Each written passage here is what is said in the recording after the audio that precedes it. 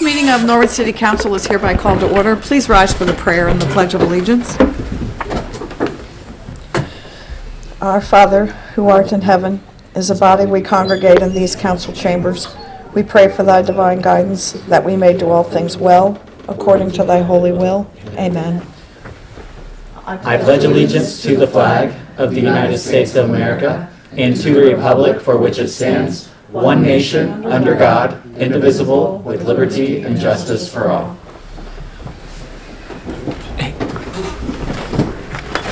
Good evening, everyone. Call the roll, please.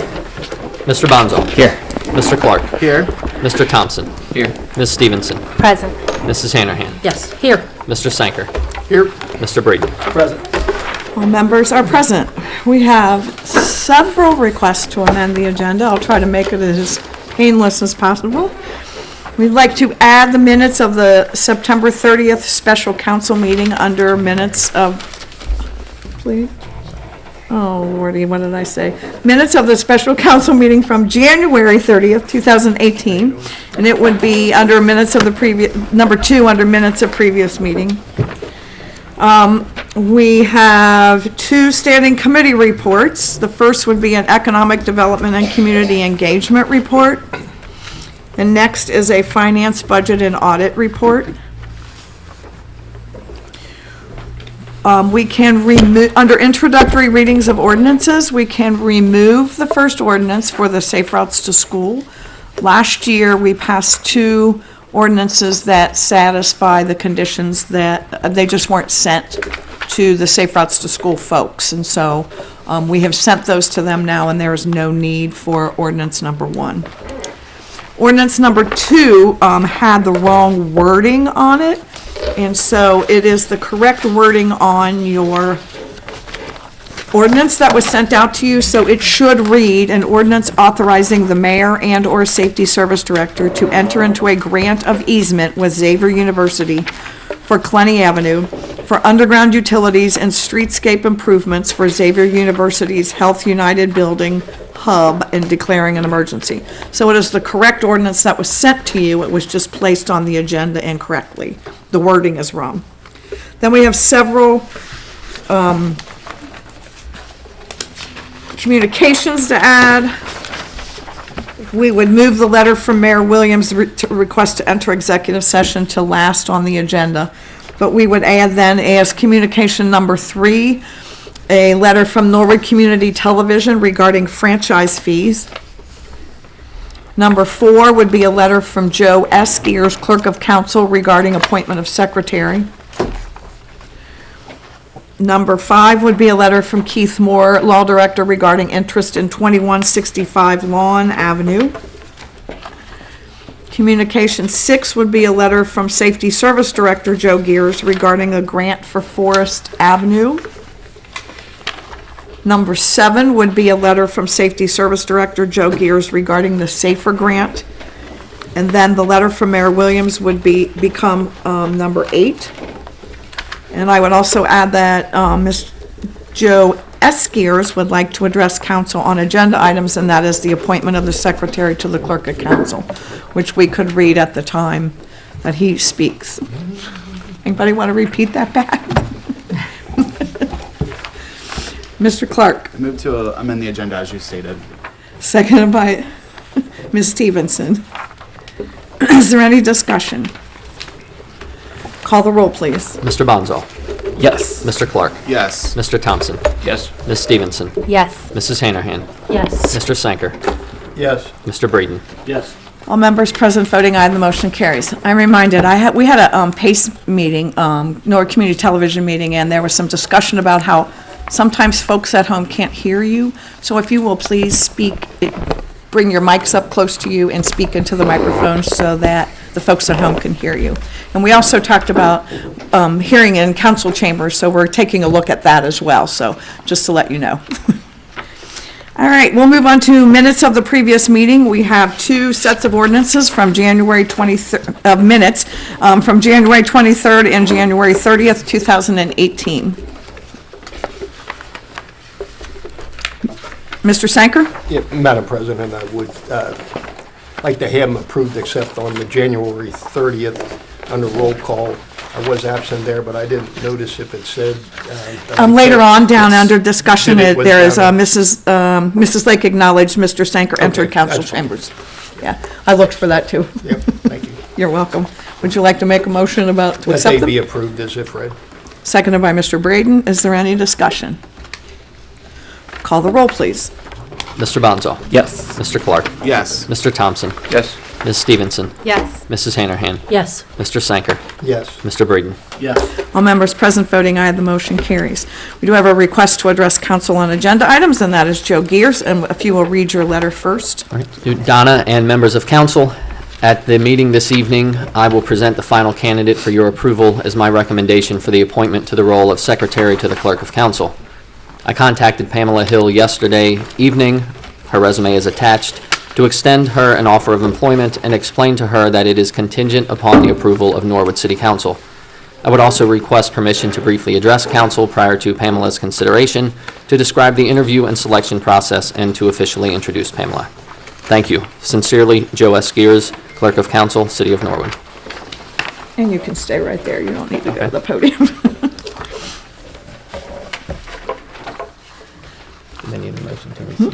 Mr. Clark?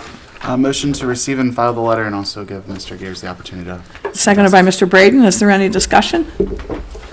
Call the roll, please. Mr. Bonzo? Yes. Mr. Clark? Yes. Mr. Thompson? Yes. Ms. Stevenson? Yes. Mrs. Hanahan? Yes. Mr. Sanker? Yes, sir. Mr. Braden? Yes. All members present voting aye, the motion carries. You are on. All right. I figure since I usually read stuff up here anyway, I went ahead and typed something up. All right. So first of all, I would like to thank Keith Moore and Tim Gary in the Law Department for allowing us to borrow T.A. Brown for the past 4 months. Or 5 months. There is no way that we could have functioned in that office without him serving in that role. So about a month ago, I created a job description for this position, I guess a semi-official job description, to give anyone interested in the role an idea of the duties and responsibilities.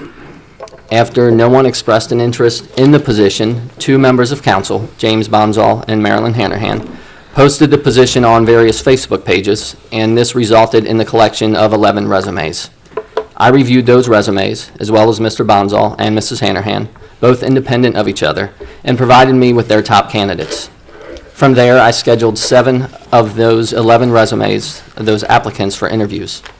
This is probably one of the most non-political political appointee processes I have ever been involved in, and I feel that it allowed the best candidate to be selected for the job.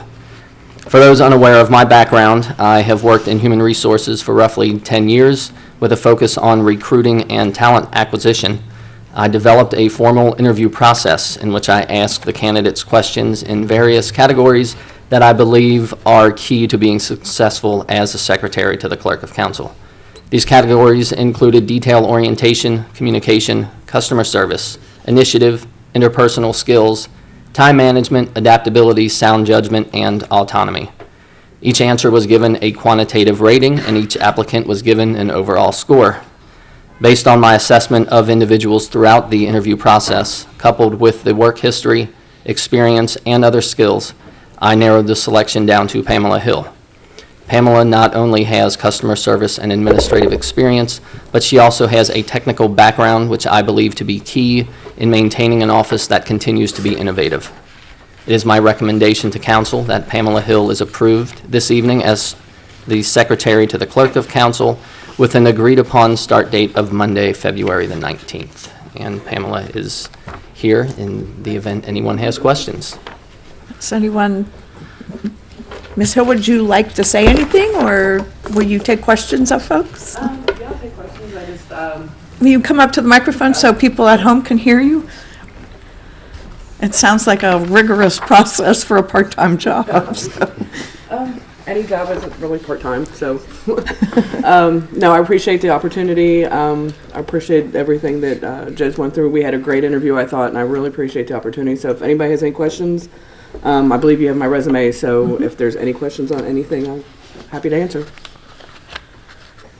Ms. Stevenson? Hi, thank you for being here, for submitting your name and going through the interview process. I'm meeting you for the first time tonight, and I just wonder if you could share a little bit about your Norwood residency experience and kind of why this role is meaningful for you. Well, I've lived in Norwood for over 30 years, I guess. I'm not native to Norwood, but I have been here for many years. I've raised my family here. I'm raising my grandchildren here. I have experience in customer service as far as even retail, but most of my experience has been most of my adult career has been as the network administrator to a local software company.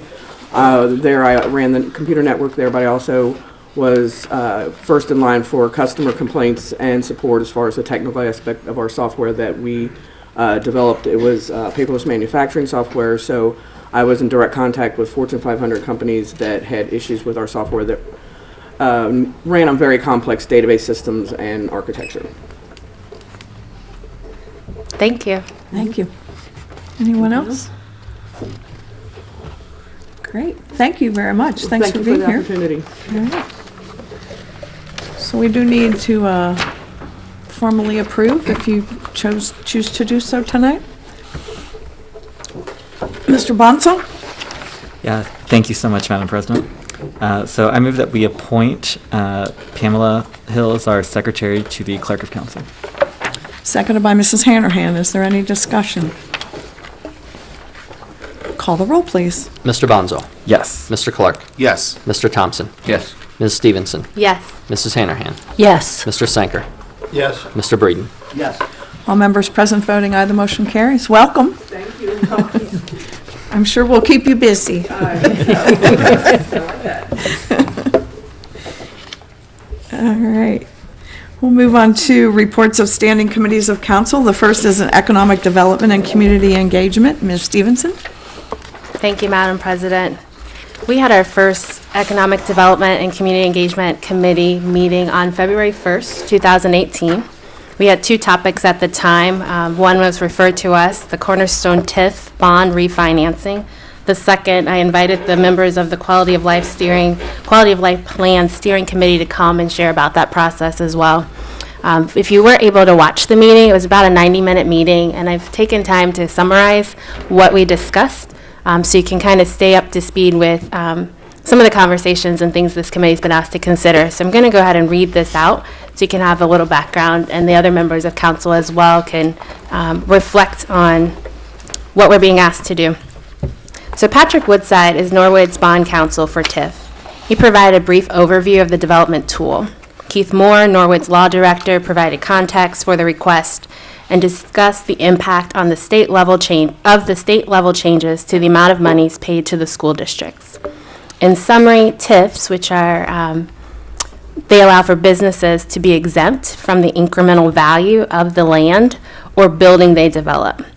The amount of money that would be incurred as a tax for property value as the value increases is diverted into a TIF fund, and that's a specific fund the city manages. Monies from the TIF fund are then used to construct public improvement on or near the site, pending the terms negotiated to comply with local, state, and federal law. So in Norwood, that's been used several times. Examples include the Linden Point, the Rookwood, all of Rookwood, Pavilion, Commons, and Exchange.